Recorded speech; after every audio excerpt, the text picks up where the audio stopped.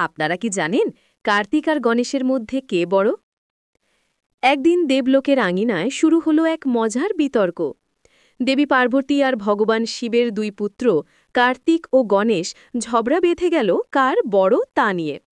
কার্তিক বলল, আমি বড়, আমি যুদ্ধের দেবতা, শক্তিশালী আর সাহসী।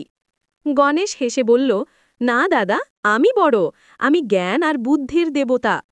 দুজনের তর্কে দেবী পার্বতী বললেন, ঠিক আছে, দেখি কে সত্যিই বড়।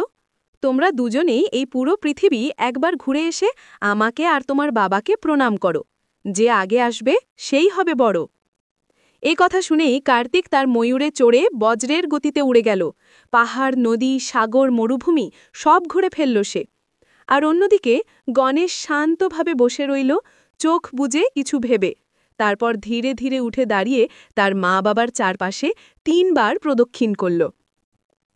পার্বতী অবাক হয়ে বললেন, গণেশ, তুমি পৃথিবী ঘুরতে গেলে না?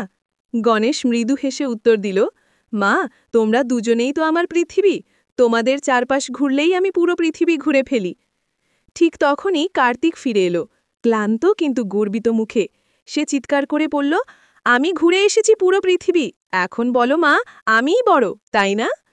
শিব হেসে বললেন, কার্তিক, তুমি সত্যিই পৃথিবী ঘুরেছ বাহিরে, কিন্তু গণেশ ঘুরেছে জ্ঞানের ও ভালোবাসার পথে, তাই আজ থেকে গণেশই হবে বড় ভাই।